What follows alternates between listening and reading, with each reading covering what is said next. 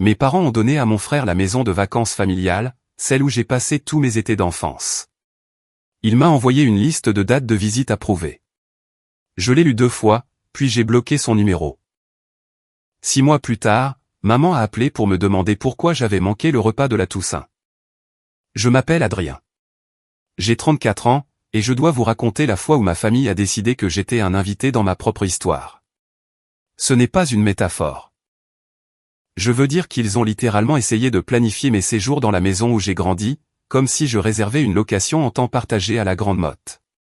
Laissez-moi revenir en arrière.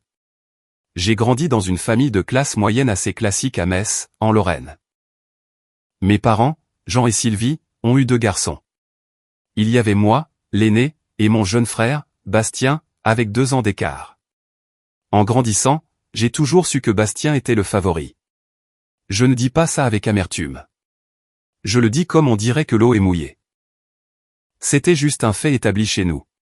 Bastien était plus drôle. Bastien était plus extraverti. Bastien jouait au football et mon père vivait pour le football. Je jouais aux échecs et je lisais des romans de science-fiction, ce qui, aux yeux de mon père, équivalait à peu près à collectionner les capsules de bouteilles comme passe-temps. Ne vous méprenez pas, Bastien n'est pas une mauvaise personne. Du moins, il ne l'était pas. Il était mon frère, je l'aimais et nous avons passé de très bons moments en grandissant. C'est juste que, quelque part en cours de route, la famille a décidé qu'il était le personnage principal et que je faisais partie des seconds rôles. Et une fois que cela est établi, il est très difficile de réécrire le scénario. Mais voici le problème. Je n'étais pas un enfant triste et ignoré qui pleurait dans son oreiller tous les soirs. J'ai eu une bonne enfance. Mes parents n'étaient pas des monstres. Ils venaient à mes événements quand c'était important. Ils me nourrissaient. Ils me disaient qu'ils m'aimaient. C'est juste que, lorsque Bastien entrait dans une pièce, le thermostat dans le cœur de mes parents augmentait d'environ 15 degrés. Vous connaissez ces familles où un enfant est le soleil et l'autre est une jolie lampe dans le coin? J'étais la lampe. Fonctionnelle, appréciée. Mais personne n'écrit de poème sur une lampe. Le seul endroit où rien de tout cela n'avait d'importance était le chalet au bord du lac. Mes grands-parents maternels, Henri et Adèle, possédaient un magnifique chalet de 3 chambres au bord du lac de Gérardmer, dans les Vosges. Ce n'était pas luxueux. La terrasse penchait un peu vers la gauche. La cuisine avait des appareils électroménagers orange vif datant à peu près des années 70, et il y avait un ponton à l'arrière qui grinçait comme s'il passait une audition pour un film d'horreur. Mais c'était le paradis.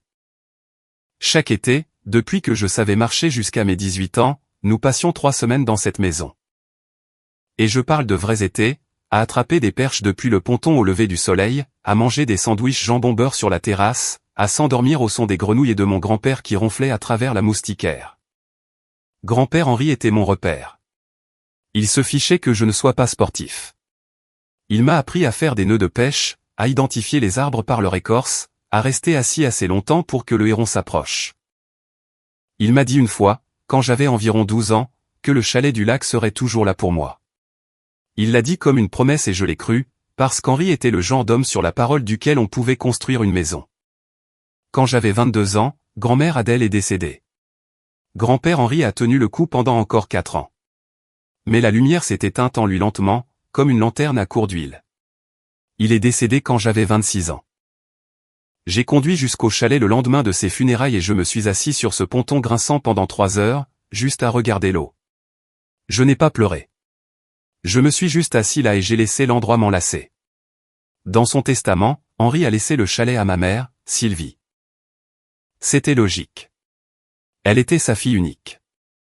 Et pendant quelques années, rien n'a changé. Nous y allions tous encore l'été. Je prenais une semaine de congé. Bastien venait avec la personne avec qui il sortait à l'époque. Mes parents y restaient tout le mois de juillet. C'était la seule tradition qui me donnait encore l'impression d'être en famille. Puis les choses ont commencé à changer. Bastien a épousé une femme nommée Amandine. Amandine était très bien. Je n'ai rien de terrible à dire sur elle. C'était l'une de ces personnes qui était toujours parfaitement agréable en face de vous. Et puis vous entendiez plus tard qu'elle avait fait un commentaire sur vos chaussures, votre appartement ou le fait que vous aviez apporté une salade de piémontaise du supermarché au barbecue. Elle avait des opinions sur tout et la subtilité d'une alarme incendie. Mais peu importe, elle rendait Bastien heureux et c'était suffisant pour moi. Ce que je n'avais pas réalisé, c'est qu'Amandine avait su se mettre mes parents dans la poche, en particulier ma mère. Voyez-vous, Amandine venait d'une famille où le patrimoine signifiait tout. Ses parents possédaient des biens locatifs. Son oncle rénovait et revendait des maisons. Toute sa famille parlait en termes de plus-value, d'actifs et de valeur nette. Et Amandine voyait le chalet du lac de la même manière qu'un investisseur immobilier voit une bâtisse à rénover dans un quartier prisé. Non pas comme un souvenir de famille, mais comme une opportunité. Environ un an après le mariage, ma mère a commencé à faire des allusions. De petites choses. Elle disait à quel point c'était bien que Bastien et Amandine pensent à leur avenir. À quel point Bastien était responsable avec ses finances. Que le chalet avait vraiment besoin de quelqu'un qui puisse s'en occuper à plein temps. Je n'y ai pas prêté beaucoup d'attention. J'étais occupé. Je venais d'obtenir une promotion dans le bureau d'études où je travaillais. Je sortais avec une femme nommée Claire, que j'étais presque sûr d'épouser. Et honnêtement, je pensais que le chalet continuerait simplement d'être le chalet, partagé par nous comme grand-père Henri l'avait prévu. Puis un dimanche d'octobre, mes parents nous ont invités, Bastien et moi, à déjeuner. Gigot d'agneau, gratin dauphinois, la totale. Ma mère a même fait sa tarte au citron meringuée, qu'elle ne fait que lorsqu'elle célèbre quelque chose ou s'apprête à annoncer une nouvelle qu'elle sait que vous n'aimerez pas. J'aurais dû voir la tarte comme le signe d'avertissement qu'elle était. Après le déjeuner, mon père s'est raclé la gorge de la façon dont il le fait quand il est sur le point de dire quelque chose qu'il a répété. J'en ai pas un homme de beaucoup de mots. Alors quand il prépare un discours, on sait que ça a été travaillé. Il nous a dit que maman et lui avaient décidé de transférer la propriété du chalet à Bastien. Pas à nous deux, à Bastien. Il a dit que c'était parce que Bastien et Amandine prévoyaient de fonder une famille et qu'ils voulaient s'assurer que la maison reste entre de bonnes mains, et que Bastien avait exprimé son intérêt pour faire des rénovations. Je suis resté assis là, la fourchette pleine de tarte à mi-chemin de ma bouche. J'ai regardé Bastien. Il hochait la tête, pas surpris. Il le savait déjà. Amandine était assise à côté de lui avec ce petit sourire que je ne peux décrire que comme le visage de quelqu'un qui vient de gagner une partie de poker à laquelle elle jouait depuis 2 ans. J'ai posé la fourchette. J'ai demandé à ma mère si c'était ce que grand-père Henri aurait voulu. Elle a pris ce visage pincé qu'elle a quand on dit quelque chose qu'elle ne veut pas affronter et a dit, « Ton grand-père m'a légué la maison, Adrien. » C'était ma décision. Et techniquement, elle avait raison. Légalement, c'était la sienne. Mais moralement, émotionnellement, cette maison nous appartenait à tous. C'était la seule chose dans notre famille qui était censée être égale. Et ils l'ont simplement donnée à Bastien comme si j'étais un cousin éloigné qu'il voyait une fois par an. Je n'ai pas fait de scène. J'ai fini ma tarte. J'ai serré ma mère dans mes bras en partant.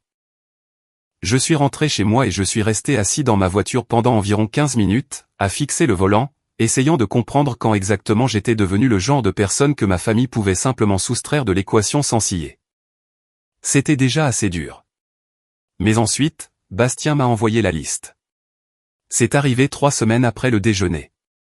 Un SMS, même pas un appel téléphonique. Bastien m'a envoyé un message qui disait, et j'aimerais l'inventer, « Salut Adri, Amandine et moi organisons les choses pour le chalet. Voici une liste de dates de visite approuvées pour l'année prochaine. Dis-moi lesquelles te conviennent et on te mettra sur le calendrier. » Date de visite approuvée. Il m'a envoyé une liste littéralement numérotée, comme un cabinet de dentiste. Il y avait 6 week-ends répartis sur l'année. Aucun d'entre eux pendant la haute saison estivale et chacun était accompagné d'une petite note du genre « Les meubles de la terrasse seront rangés, merci de ne pas les déplacer et merci de défaire les lits et de lancer le lave-vaisselle avant de partir. » Il y avait même une ligne en bas qui disait « Pas d'animaux, aucune exception. » Amandine refait les sols. Je l'ai lu 2 fois. Je me suis assis avec mon téléphone à la main et je l'ai lu 2 fois parce que je ne pouvais sincèrement pas croire que mon frère, le gamin avec qui j'attrapais des lucioles sur cette même terrasse, m'envoyait des créneaux de visite pour la maison de ma propre famille. Comme si j'étais un locataire, comme si j'étais une simple connaissance à qui l'on accordait l'accès à une location dont je ne possédais même pas une part. Je n'ai pas répondu, pas tout de suite. J'ai appelé Claire. Elle a écouté, puis elle a dit quelque chose qui a visé juste. Elle a dit, « Adrien, ils ne te donnent pas des créneaux de visite. Ils te disent ta place dans cette famille, et elle est tout en bas. Elle avait raison. Et je pense que je le savais depuis des années, mais que je continuais à trouver des moyens de l'excuser. Chaque anniversaire, où Bastien recevait le plus gros cadeau. Chaque week-end où mes parents conduisaient 2 heures pour voir les matchs de foot de Bastien, mais ne pouvaient pas se libérer pour mon exposition d'ingénierie. Chaque fois que ma mère nous présentait à quelqu'un et disait « Voici Bastien. Il est dans l'immobilier ». Puis elle se tournait vers moi comme si elle se souvenait de mon existence et ajoutait « Et voici Adrien. Il fait dans les ordinateurs, l'ingénierie, quelque chose avec des chiffres. Quelque chose avec des chiffres. » Je concevais des systèmes structurels pour des bâtiments commerciaux. Mais bien sûr, maman, quelque chose avec des chiffres. Après y avoir réfléchi pendant 3 jours, je n'ai pas envoyé de longs messages. Je n'ai pas convoqué de réunion de famille. Je n'ai pas fait de discours. J'ai juste bloqué le numéro de Bastien silencieusement, complètement. Et puis j'ai continué ma vie. Maintenant, je dois être honnête avec vous. Le bloquer m'a semblé à la fois libérateur et terrifiant. Parce que lorsque vous coupez les ponts avec votre famille, même une famille qui vous a traité comme une réflexion après coup, il y a cette voix dans votre tête qui dit que vous êtes le problème, que vous êtes excessif, que vous devriez simplement ravaler tout ça. Vous pointez avec le sourire et être reconnaissant pour vos 6 week-ends approuvés et vos instructions de lave-vaisselle. Cette voix est forte et elle ressemble beaucoup à celle de votre mère. Mais Claire m'a gardé stable. Elle ne m'a poussé à rien faire. Elle a juste continué à dire, c'est à toi de décider ce que tu es prêt à accepter, et j'ai décidé que je n'étais pas prêt à accepter d'être une note de bas de page dans ma propre famille. Pendant environ 1 mois, les choses ont été calmes. Mes parents n'ont pas appelé, ce qui m'a dit tout ce que j'avais besoin de savoir. Ils ne prenaient pas de mes nouvelles. Ils ne se demandaient pas pourquoi je n'avais pas répondu à la liste de Bastien. Ils étaient probablement soulagés que je n'ai pas fait d'histoire. C'est ça le truc quand on est l'enfant facile. Les gens s'habituent à votre silence et le prennent à tort pour un accord. Puis la Toussaint est arrivée. Or, chaque année, le repas de la Toussaint chez mes parents était une véritable production. Sylvie cuisinait pendant 2 jours d'affilée. Elle préparait la dinde, la farce, son fameux gratin. Et cette recette de terrine qu'elle tenait de sa grand-mère et qui, honnêtement, avait un goût affreux, mais personne n'avait le courage de dire quoi que ce soit parce que c'était la tradition. Bastien et Amandine arrivaient toujours vers midi et j'arrivais généralement vers 13 heures avec ce qu'on m'avait demandé d'apporter, c'est-à-dire toujours du pain. Chaque année, juste du pain. Bastien apportait une bouteille de vin à 40 € et était félicité comme s'il avait vendangé les raisins à la main. J'apportais du pain et on me demandait pourquoi il n'était pas encore frais. Cette année, je n'y suis pas allé. Je n'ai pas appelé. Je n'ai pas envoyé de SMS. Je ne me suis tout simplement pas présenté. Claire et moi avons cuisiné un petit repas dans mon appartement à Lyon. Elle a fait un poulet rôti incroyable au romarin et j'ai préparé une purée de pommes de terre à l'ail qui était, en toute humilité, l'une des meilleures de la région. Nous avons mangé sur le canapé, regardé un film, et je n'ai pas pensé une seule fois à ma famille. Bon, peut-être une fois, mais ce fut bref. L'appel est arrivé le lendemain matin. Ma mère, pas un SMS, un véritable appel téléphonique, ce qui signifiait qu'elle était soit inquiète, soit furieuse. Et avec Sylvie, il y a environ 3% de marge entre ces 2 émotions. Adrien, où étais-tu hier? Nous avons attendu. Ton père a découpé la dinde en retard parce que nous pensions que tu étais coincé dans les bouchons. Je lui ai dit que je ne viendrais pas. Elle a demandé pourquoi. J'ai répondu, parce que je ne fais apparemment pas assez partie de la famille pour avoir une clé du chalet, mais je le suis assez pour être attendu pour la Toussaint. Ce calcul ne marche pas pour moi, maman. Il y eut un long silence. Puis elle a dit, c'est à cause du chalet, Adrien. C'était il y a des mois. Tu dois passer à autre chose. Passer à autre chose. Elle l'a dit comme on dirait à quelqu'un d'arrêter de s'énerver pour une contravention. Comme si la maison où j'avais passé chaque été significatif de mon enfance, donnée exclusivement à mon frère avec des restrictions de visite, était quelque chose que j'aurais dû digérer en une après-midi et oublier. Je lui ai dit que je n'étais pas en colère. Je lui ai dit que j'en avais fini. Et il y a une différence. Les gens en colère crient, claquent les portes et reviennent. Les gens qui en ont fini partent, tout simplement. Elle n'a pas compris la nuance. Elle a commencé avec la culpabilité, la quantité de travail qu'elle avait mis dans le repas, à quel point mon père était déçu, comment Bastien avait même posé des questions sur moi, ce dont je doutais, car l'idée de Bastien de prendre de mes nouvelles était probablement quelque chose comme « Est-ce qu'Adrien vient ? Parce qu'Amandine veut utiliser la belle porcelaine. » Je lui ai dit que je l'aimais, mais que j'avais besoin d'espace. Elle a dit que j'étais puéril. J'ai répondu, peut-être, mais au moins je suis honnête. Puis j'ai raccroché. Au cours des semaines suivantes, j'ai reçu une poignée de messages de mon père. J'en ai pas du genre à envoyer des textos. Ces messages se lisaient comme des télégrammes. Adrien, appelle ta mère. Ta mère est contrariée. Cela a assez duré. Chacun ressemblait à un petit coup de coude dans les côtes, me rappelant que dans ma famille, mon travail consistait à maintenir la paix, pas à avoir la paix. Je n'ai répondu à aucun d'eux. Noël est arrivé et est passé. Je l'ai passé avec la famille de Claire en Bourgogne. Ses parents, Alain et Martine, étaient le genre de personnes qui vous posaient des questions sur votre vie et écoutaient réellement les réponses. Alain m'a serré la main et a dit, « Claire dit que tu es bon avec elle. » C'est tout ce que j'ai besoin de savoir. Pas d'évaluation, pas de comparaison, pas de classement pour savoir quel gendre avait apporté le meilleur vin. Juste de l'acceptation. J'ai failli pleurer lors d'un dîner de Noël organisé par des gens que je connaissais depuis 8 mois. Cela devrait vous dire quelque chose sur le niveau que ma propre famille avait fixé. En janvier, le silence entre moi et ma famille s'était calcifié.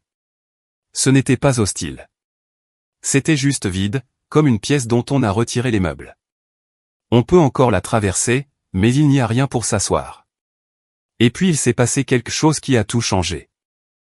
Mon bureau d'études a obtenu un contrat massif, le genre de projet qui se présente une fois dans une carrière. Un développement à usage mixte dans le quartier de la Confluence à Lyon, 42 millions d'euros, et il voulait que je dirige l'équipe d'ingénierie structurelle. Mon patron, un type nommé Guillaume qui m'avait soutenu depuis le premier jour, m'a fait venir dans son bureau et m'a dit que c'était mon moment. Il a dit, « Adrien, tu construis les visions des autres depuis 10 ans. Celui-ci porte ton nom. » Je suis rentré chez moi ce soir-là et je l'ai dit à Claire. Elle a crié. Les deux mains en l'air, le genre de cri qui fait penser aux voisins que quelqu'un a gagné au loto.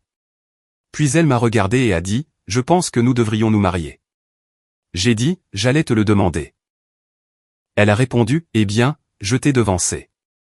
Fais avec. » Nous nous sommes fiancés ce soir-là sur des restes de repas chinois, sans bague, sans m'agenouiller, et sans plan. C'était la meilleure nuit de ma vie.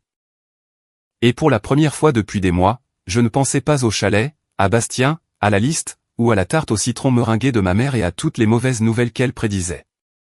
Je pensais juste à ce qui allait suivre. Et pour une fois, ça s'annonçait très, très bien. Maintenant, j'aimerais vous dire qu'après les fiançailles, tout n'était que soleil et progrès. Et que je n'ai plus jamais pensé à ma famille. Mais ce n'est pas comme ça que ça marche quand on grandit en étant le second choix. Ces choses-là ne s'évaporent pas simplement parce que de bonnes choses commencent à arriver.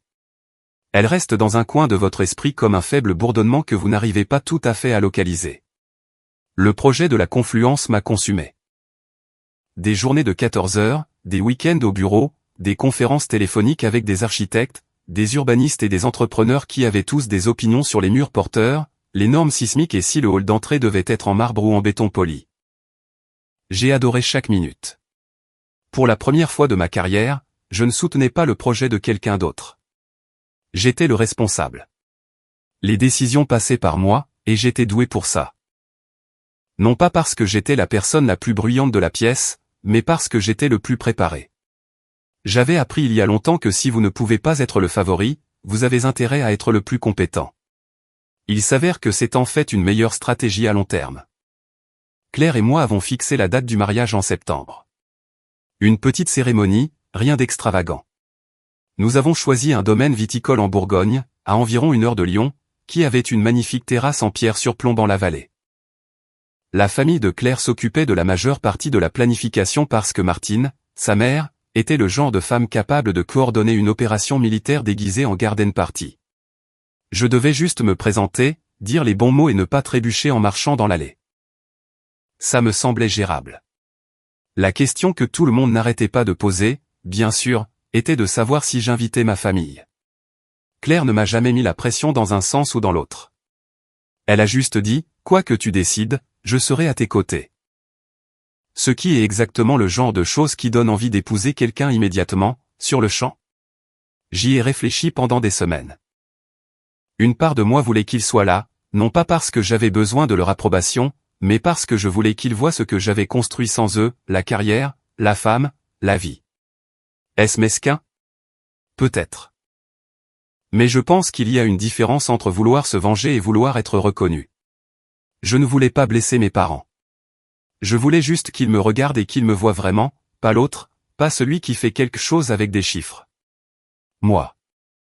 En fin de compte, j'ai envoyé une invitation à mes parents, pas à Bastien. J'y ai joint un petit mot qui disait « J'adorerais que vous soyez là ». C'est important pour moi. Je n'ai pas expliqué la situation avec Bastien. Je n'ai pas remué le couteau dans la plaie au sujet du chalet. J'ai juste lancé l'invitation et j'en suis resté là. Ma mère a appelé 3 jours plus tard. Elle a dit que papa et elle adoreraient venir, mais qu'il serait blessant de ne pas inviter Bastien. Je lui ai dit que Bastien et moi ne nous parlions plus. Elle a dit, eh bien, c'est entre vous deux, mais c'est ton frère, Adrien. J'ai répondu, et j'étais son frère quand il m'a envoyé une liste de dates approuvées pour visiter la maison de ma propre famille. Où était la loyauté familiale à ce moment-là? Elle n'avait pas de bonne réponse à ça. Elle a dit qu'elle en parlerait à mon père et qu'elle me rappellerait. Elle ne m'a jamais rappelé. Ils ne sont pas venus au mariage. Permettez-moi de le répéter pour que ça s'imprègne bien. Mes parents ont choisi de ne pas venir à mon mariage parce que je n'avais pas invité le frère qui m'avait traité comme un étranger avec une réservation. Ils ont encore choisi Bastien, comme toujours. Le soleil ne partage pas le ciel avec la lampe. Le mariage n'en a pas moins été parfait. Claire avait l'air d'avoir été sculptée dans le clair de lune et les bonnes décisions. Alain l'a accompagné jusqu'à l'hôtel et je jure que cet homme essayait tellement de ne pas pleurer que son visage donnait l'impression de résoudre une équation compliquée. Martine a tout géré avec la précision d'une montre suisse. Mon témoin était Guillaume, mon patron, qui a fait un discours qui a réussi à être drôle, touchant et légèrement inapproprié en même temps, ce qui est exactement ce que l'on attend d'un témoin. Mes parents m'ont manqué ce jour-là. Je mentirais si je disais le contraire, mais ils ne m'ont pas manqué au point de les laisser utiliser mon mariage comme moyen de pression pour me forcer à revenir dans une dynamique familiale qui me faisait du mal depuis 30 ans. Il y a une différence entre quelqu'un qui vous manque et la version de cette personne que vous auriez aimé qu'elle soit qui vous manque. Après le mariage, les choses se sont accélérées. Le projet de la Confluence a atteint une phase critique et je gérais une équipe de 23 ingénieurs. La mairie nous mettait la pression sur les délais. L'entreprise générale était en retard sur le coulage des fondations, et il y avait environ 6 problèmes différents qui se produisaient à tout moment et qui semblaient tous devoir mettre fin à ma carrière. Mais j'ai gardé la tête baissée et j'ai résolu chacun d'entre eux. Guillaume m'a dit un jour que la marque d'un grand ingénieur n'est pas de ne jamais avoir de problème. C'est de résoudre les problèmes si discrètement que personne ne se rend compte qu'il y en avait au départ. J'ai pris cela à cœur. Dès l'été, le projet était en avance sur le calendrier. Le promoteur, un type nommé Thibault Legrand, qui avait plus d'argent que de personnalité, a pris l'avion depuis Paris pour visiter le chantier. Il a passé 40 minutes avec moi, a posé environ 15 questions techniques auxquelles la plupart des promoteurs ne penseraient même pas, puis il m'a serré la main et a dit « C'est vous le vrai patron, Adrien ». 2 semaines plus tard, son entreprise m'a offert un contrat de consultant pour leurs 3 prochains développements. Le genre de contrat avec un chiffre qui a fait littéralement halter mon comptable au téléphone. Claire et moi avons acheté une maison. Pas n'importe quelle maison. Une magnifique maison meulière de 4 chambres dans un quartier que je traversais en voiture depuis des années en me disant un jour. Un jour s'est avéré être un mardi au hasard en août, lorsque notre agent immobilier a appelé pour dire que les propriétaires avaient accepté notre offre. Claire a peint la porte d'entrée en jaune parce qu'elle a dit que toute bonne maison a besoin d'une porte d'entrée jaune. Je n'ai pas discuté parce qu'elle avait raison et aussi parce que j'avais appris que le fait que Claire ait raison était moins une habitude qu'une constante universelle. J'étais heureux, sincèrement et profondément heureux. Et ce qui est bizarre quand on est heureux après une longue période passée à être ignoré, c'est que cela semble presque suspect au début. C'est comme si vous attendiez que quelqu'un se pointe et vous dise qu'il y a eu une erreur, que cette vie était destinée à quelqu'un d'autre, quelqu'un qui ressemble plus à Bastien. Mais personne ne s'est pointé. Cette vie était la mienne. Je l'avais construite brique par brique, décision par décision, tôt le matin et tard le soir. Et puis, de cette façon dont la vie a de livrer l'ironie avec le timing d'un comédien, j'ai eu des nouvelles de Bastien, pas directement, par mon père. Jean, qui ne m'avait pas parlé depuis la non-invitation au mariage, m'a soudainement appelé un mardi soir. Sa voix avait ce ton graveleux et inconfortable qu'il a quand Sylvie lui a dit exactement quoi dire et qu'il le récite de mémoire. « Adrien, ton frère a besoin d'aide. Le chalet a des problèmes. » J'ai presque ri. Pas parce que c'était drôle, mais parce que l'univers a un sens de l'humour qui frise le sadisme. La maison qu'ils avaient donnée à Bastien. La maison dont je n'étais pas assez bien pour être copropriétaire. La maison pour laquelle j'avais besoin de dates approuvées juste pour la visiter. Cette maison avait des problèmes. Et soudain, devinez le téléphone de qui a sonné. La lampe dans le coin. C'est le téléphone de cette lampe qui a sonné. Je n'ai pas dit oui. Je n'ai pas dit non. J'ai dit, dis-moi ce qui s'est passé. Et j'ai écouté. Et ce que j'ai entendu était une histoire si prévisible que j'aurais pu l'écrire moi-même les yeux fermés. Voici ce qui est arrivé au chalet du lac. Bastien et Amandine, dans leur infinie sagesse, avaient décidé de le rénover. Pas seulement un coup de peinture fraîche et de nouveaux rideaux. Je parle d'une rénovation complète avec démolition. Ils ont arraché la cuisine d'origine. Ils ont arraché les planchers en pin que grand-père Henri avait posés lui-même en 1978. Ils ont abattu un mur entre deux chambres pour faire une suite parentale parce qu'apparemment la maison où 3 générations de notre famille avaient dormi confortablement n'était pas assez luxueuse pour le tableau d'inspiration d'Amandine. La rénovation devait coûter environ 80 000 €. Elle a gonflé à 160 000, puis 200 000. Bastien avait contracté un prêt sur la valeur de sa propre maison pour la financer. Et quand cet argent a été épuisé, il a mis 40 000 € supplémentaires sur des cartes de crédit. Amandine, qui faisait de grands discours sur l'immobilier mais qui n'avait apparemment jamais géré de projet de construction, n'arrêtait pas de modifier les plans. Nouveau plan de travail, carrelage différent. Oh, ajoutons une terrasse. En fait, prolongeons aussi le ponton. Chaque modification coûtait encore 5 000 ou 10 000 €. Et l'entrepreneur qu'ils avaient engagé était le genre de type qui disait oui à tout parce que chaque oui signifiait plus d'argent dans sa poche. Et puis l'entrepreneur a disparu, évaporé au milieu du projet. Il a pris leur dernier paiement d'avancement, quelque chose comme 35 000 €, et s'est volatilisé. Il a laissé la maison à moitié démolie, la charpente exposée, sans cuisine fonctionnelle, avec une seule salle de bain en état de marche.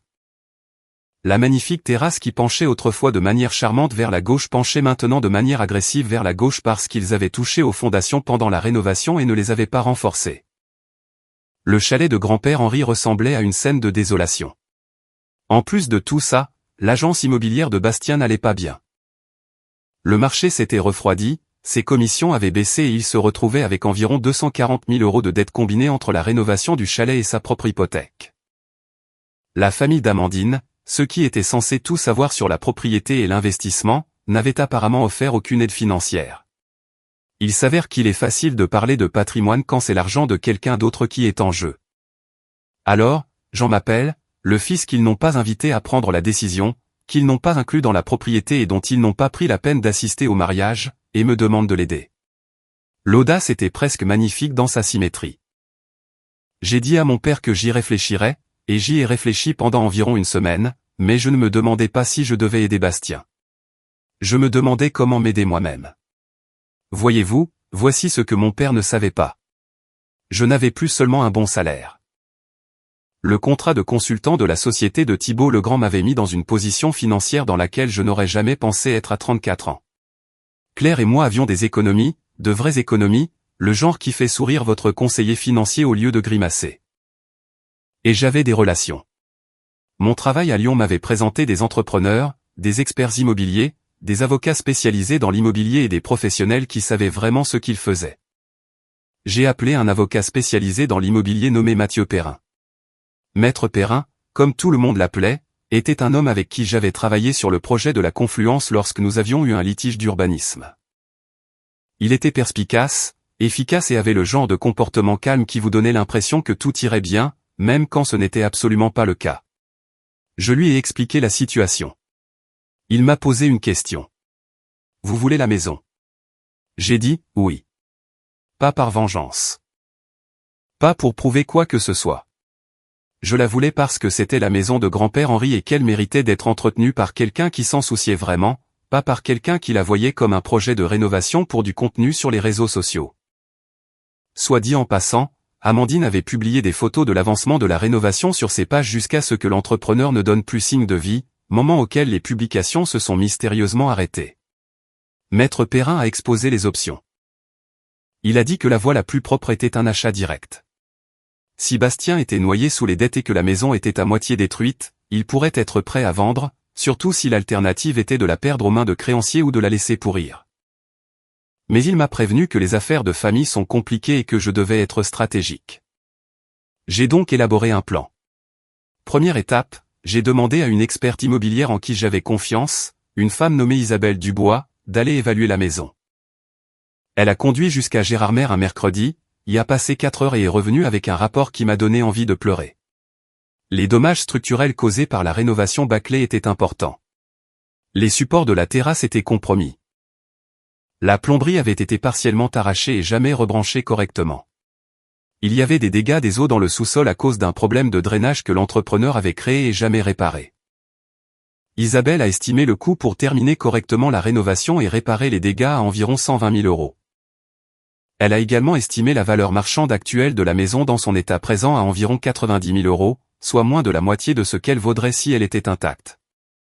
Deuxième étape, j'ai appelé Guillaume, non pas pour obtenir des conseils professionnels, mais parce qu'il était ce qui se rapprochait le plus d'un mentor et que j'avais besoin de quelqu'un pour me faire un point de réalité. Je lui ai dit ce que je pensais faire. Il a écouté, puis a dit, « Adrien, tu achètes une maison ou tu achètes une conclusion ?» J'y ai réfléchi et j'ai dit, les deux. Il a répondu, alors assure-toi de négocier comme si c'était des affaires. La conclusion viendra après. Troisième étape, j'ai parlé à Claire. Elle savait à quel point cette maison comptait pour moi. Elle avait entendu les histoires sur grand-père Henri, sur le ponton, sur les lucioles, sur les étés qui avaient façonné ce que j'étais. Elle a regardé les chiffres, m'a regardé et a dit, allons récupérer ta maison. Ai-je mentionné que j'aime cette femme? Parce que j'aime vraiment cette femme. Quatrième étape, j'ai contacté Bastien, pas par l'intermédiaire de mes parents. J'ai débloqué son numéro et lui ai envoyé un seul SMS. J'ai entendu dire que le chalet est en mauvais état. J'aimerais qu'on en parle, juste toi et moi. Il m'a appelé dans les 20 minutes. Et pour la première fois en plus d'1 an, j'ai entendu la voix de mon frère. Il avait l'air différent, fatigué. La confiance avait disparu. Le Bastien qui m'avait envoyé une liste de dates de visite approuvées n'était pas le Bastien au téléphone. Ce Bastien-là avait peur. Il m'a tout raconté. L'entrepreneur, les dettes, les cartes de crédit, les disputes avec Amandine. Il a dit qu'ils avaient parlé de vendre la maison, mais qu'ils ne trouvaient pas d'acheteur à cause de son état. Il a dit que la famille d'Amandine leur avait pratiquement dit qu'ils devaient se débrouiller seuls. Il a dit qu'il n'avait pas dormi correctement depuis des mois. Et voici la partie qui compte. Il ne s'est pas excusé. Pas une seule fois au cours de toute cette conversation il n'a dit qu'il était désolé pour la liste, pour les dates approuvées, pour le fait que nos parents lui avaient donné la maison et m'avaient écarté. Il a parlé de ses problèmes, de ses dettes, de son stress. Il n'a jamais reconnu une seule fois que peut-être, juste peut-être, la raison pour laquelle j'entendais parler de tout ça, c'était parce qu'ils m'avaient traité comme si je n'avais pas d'importance jusqu'à ce qu'ils aient besoin de moi. Je ne l'ai pas fait remarquer. Je n'en avais pas besoin. Pas encore. Je lui ai dit que j'aimerais faire une offre pour la maison. Il s'est tu. Puis il a dit, tu veux l'acheter? J'ai dit, je veux la ramener à ce qu'elle était, la maison de grand-père Henri, mais je dois la posséder pour faire ça. Il y eut un long silence. Il a dit qu'il en parlerait à Amandine. J'ai dit, prends ton temps. Et puis j'ai attendu parce que je savais exactement comment ça allait se passer. Bastien allait lutter avec sa fierté pendant quelques jours. Amandine allait faire le calcul et se rendre compte qu'il n'avait plus d'option. Et finalement, le téléphone sonnerait. Il a sonné 4 jours plus tard. D'accord, a dit Bastien, parlons chiffres. J'ai souri, non pas parce que j'avais gagné, mais parce que la maison de grand-père Henri allait enfin rentrer au bercail. J'ai laissé Maître Perrin tout gérer. Il a rédigé un compromis de vente qui était propre, équitable et totalement inattaquable. J'ai offert à Bastien 95 000 € pour la propriété, soit 5 000 € de plus que la valeur marchande évaluée par Isabelle compte tenu de son état. Je n'essayais pas de faire une offre au rabais à mon frère. Je n'essayais pas de l'humilier. Je voulais que la transaction soit légitime, et je voulais qu'il reparte avec assez pour au moins commencer à se sortir de ses dettes. Mon avocat a inclus une clause qui obligeait Bastien à divulguer toutes les hypothèques en cours et toute obligation restante envers l'entrepreneur. Il s'est avéré qu'il y avait 2 créances de fournisseurs que l'entrepreneur n'avait pas réglées. Maître Perrin a résolu ses problèmes avant la signature. Bastien a signé les papiers un jeudi après-midi dans l'étude du notaire. J'étais là. Amandine n'y était pas. Bastien m'a dit qu'elle ne voulait pas venir, ce que j'ai interprété comme le fait qu'Amandine ne voulait pas regarder la maison qu'elle avait démolie pour son fantasme de rénovation être remise au beau-frère qu'elle avait passé des années à saper subtilement. Je ne peux pas dire que je lui en ai voulu d'avoir séché celle-là. Quand Bastien a signé la dernière page, il m'a regardé, m'a vraiment regardé, et pendant une seconde, j'ai vu le gamin avec qui j'attrapais des lucioles. Le gamin qui me mettait au défi de sauter du ponton. Le gamin qui a un jour mangé un pot entier de pâte à tartiner sur un pari et qui a ensuite vomi derrière la cabane pendant que je riais tellement fort que je ne pouvais plus respirer. Il a dit, j'ai tout gâché, n'est-ce pas? J'ai dit, ouais, c'est vrai. Il a hoché la tête. Puis il a dit, j'aurais dû la partager avec toi dès le départ. Cette liste que je t'ai envoyée. Je ne sais même pas pourquoi j'ai fait ça. Amandine disait qu'on avait besoin de limites avec la propriété et j'ai juste suivi le mouvement. J'aurais dû lui dire non. Ce n'était pas de vraies excuses. C'était plus un aveu, mais c'était la première chose honnête que Bastien m'ait dite en plus de 2 ans. Et je préférerais toujours l'honnêteté au vernis, à chaque fois. Je ne l'ai pas pris dans mes bras. Je ne lui ai pas dit que c'était de l'histoire ancienne parce que ce n'était pas le cas. La confiance n'est pas un interrupteur. On ne peut pas la rallumer juste parce qu'on se sent mal de l'avoir éteinte. Mais je lui ai serré la main, et je le pensais vraiment. Puis je me suis mis au travail sur la maison. J'ai embauché un entrepreneur nommé Pascal Lemoine, un gars qu'Isabelle m'avait recommandé, spécialisé dans les projets de restauration. Pascal avait la cinquantaine, des mains comme des battoirs, et parlait en phrases courtes et déclaratives qui vous faisaient croire chaque mot. Il a fait le tour de la propriété, a regardé les dégâts, m'a regardé et a dit, celui qui a fait ça devrait avoir honte, mais elle est réparable. La rénovation a pris 5 mois. Je conduisais jusqu'au lac chaque week-end pour vérifier les progrès, et la plupart des week-ends, Claire venait avec moi. Nous nous asseyions sur des chaises de jardin empruntées là où se trouvait la terrasse et nous mangions des sandwichs pendant que l'équipe de Pascal martelait, sciait et reconstituait lentement la maison de grand-père Henri. Je n'ai pas essayé de la moderniser. Je n'ai pas essayé de la transformer en ce qu'elle n'était pas. Nous avons restauré la cuisine dans sa disposition d'origine. Nous avons trouvé un plancher en pin qui correspondait à ce que grand-père Henri avait installé et nous l'avons remis en place. Nous avons reconstruit la terrasse avec le même genre de planche de cèdre. Et oui, elle penche toujours un tout petit peu vers la gauche parce que certaines imperfections ne sont pas des défauts, c'est du caractère. Nous avons réparé le ponton.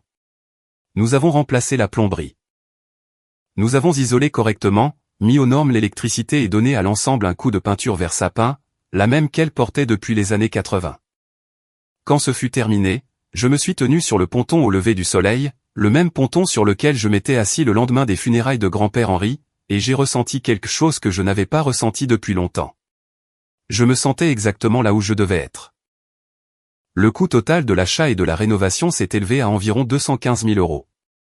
La valeur estimée de la maison finie était un peu au-dessus de 310 000 €. Mais la valeur n'était pas le sujet. Le sujet était que le chalet d'Henri et Adèle était à nouveau en vie. Pas comme une opération immobilière, pas comme une toile de fond pour les réseaux sociaux, mais comme une maison. Maintenant, c'est ici que mes parents reviennent dans l'histoire. Les nouvelles voyagent vite quand on achète une maison à son frère, surtout dans une famille où personne ne se parle directement, mais où tout le monde parle les uns des autres. Ma mère a appris l'achat environ 9 minutes après qu'il a eu lieu, ce qui signifie que Bastien l'a appelé depuis le parking de l'étude du notaire. Elle m'a appelé ce soir-là. La conversation s'est déroulée à peu près comme on pouvait s'y attendre. Adrien, j'ai entendu dire que tu avais acheté le chalet à Bastien. En effet. Je ne comprends pas. Pourquoi ferais-tu ça? Parce que quelqu'un devait s'en occuper, maman. Et la personne à qui tu l'as donné ne l'a pas fait. Long silence, puis, ce n'est pas juste, Adrien. Nous ne savions pas que la rénovation tournerait mal. Non, mais tu savais en la lui donnant que tu m'écartais. C'était un choix. Et maintenant je fais le mien. Elle a essayé quelques autres angles. Elle a dit que j'étais rancunier. Je lui ai dit que j'avais payé au-dessus du prix du marché et offert une bouée de sauvetage à mon frère alors qu'il se noyait dans des dettes que ses propres décisions avaient créées. Ce n'est pas de la rancune. C'est de la générosité avec des limites. Elle a dit que j'essayais de les punir, elle et papa. J'ai répondu que je ne pensais pas du tout à eux lorsque j'ai pris ma décision, ce qui était vrai, mais a clairement frappé plus fort que tout ce que j'aurais pu dire d'autre. Finalement, elle a demandé, alors, que se passe-t-il maintenant? Vas-tu nous envoyer une liste de dates de visite approuvées? Et je dois lui accorder du crédit pour celle-là parce que c'était la première fois que ma mère reconnaissait vraiment ce que la liste de Bastien signifiait. Elle savait que c'était cruel. Elle l'avait toujours su. Elle n'avait juste pas voulu y faire face. Je lui ai dit, non, maman. La porte est ouverte. Elle a toujours été ouverte. C'est ça la différence. C'était il y a environ 4 mois. Voici où en sont les choses maintenant. Le chalet est terminé. Claire et moi y allons la plupart des week-ends de mai à septembre. Nous avons acheté un canoë. Je pêche depuis le ponton le matin comme je le faisais avec grand-père Henri. Les grenouilles chantent toujours la nuit et la moustiquaire grince toujours et tout l'endroit sent le cèdre, l'eau du lac est quelque chose que je ne peux décrire que comme ma maison. Mes parents sont venus passer un week-end en août. C'était bizarre au début. Mon père s'est assis sur la terrasse et n'a pas dit grand-chose, ce qui est le comportement standard de Jean, mais à un moment donné, il a regardé le lac et a dit « Henri aurait aimé ce que tu as fait ici ». C'est la chose la plus proche d'une expression émotionnelle que Jean ait jamais produite, et je l'ai prise pour ce qu'elle était. Ma mère a apporté sa terrine. Elle avait toujours un goût étrange. J'en ai mangé 2 portions et je lui ai dit que c'était délicieux parce que certains mensonges sont des actes d'amour. Bastien est venu une fois sans Amandine. Lui et moi avons pris le canoë et n'avons pas beaucoup parlé.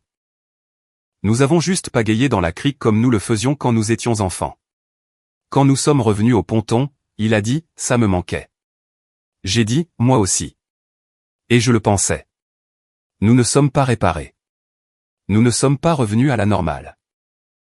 Je ne sais pas si nous le serons un jour, mais nous parlons, prudemment, honnêtement, comme 2 personnes qui construisent quelque chose de nouveau au lieu d'essayer de rafistoler quelque chose de cassé. Quant à Amandine, elle et Bastien sont toujours ensemble, mais j'entends dire que les choses sont tendues. Je ne vais pas prétendre que cela ne me procure pas une toute petite satisfaction, mais je ne souhaite pas non plus leur échec. Les gens font des choix. Les choix ont des conséquences. Ce n'est pas de la vengeance. C'est juste de la physique. Claire est enceinte. Je l'ai appris il y a 2 semaines. Elle me l'a annoncé en me tendant une toute petite canne à pêche et en disant, tu vas avoir besoin d'une autre comme ça. Je me suis tenu dans notre cuisine avec une canne à pêche jouée de 10 cm à la main et j'ai pleuré comme une madeleine. Nous parlons déjà de passer nos étés au lac, d'apprendre à notre enfant à pêcher depuis le ponton, d'attraper des lucioles sur la terrasse, de faire toutes les choses qui ont fait de moi ce que je suis dans l'endroit qui a fait de moi ce que je suis. Grand-père Henri m'a dit un jour que le chalet serait toujours là pour moi. Il avait raison. Il m'a juste fallu un peu plus de temps pour retrouver mon chemin, mais je suis là maintenant. La terrasse penche toujours vers la gauche. Le ponton grince toujours. Et la porte est ouverte. Elle est toujours ouverte. C'est ça la différence. Commentaire, j'espère que l'histoire d'Adrien résonne en vous d'une façon ou d'une autre. Parfois, la plus grande preuve de respect que l'on puisse s'offrir est de refuser d'être une simple option dans la vie des autres. Poser des limites saines n'est pas un acte de rejet, mais une affirmation de sa propre valeur. Il nous montre qu'on peut choisir la sérénité en s'éloignant silencieusement des dynamiques qui nous blessent. La vraie force ne réside pas dans la vengeance, mais dans la capacité à rester juste et bienveillant, même lorsque l'on a été lésé. Chacun est responsable de construire son propre bonheur, brique par brique. Le chemin vers la guérison demande le courage de laisser derrière soi ce qui ne nous sert plus. Cela nous permet de créer un avenir dans lequel nous sommes enfin le personnage principal de notre propre histoire. N'oubliez jamais de protéger votre paix intérieure, car c'est le plus précieux des trésors. Si vous avez aimé, n'oubliez pas de laisser un commentaire et de soutenir la chaîne en vous abonnant. À bientôt pour les prochaines stories.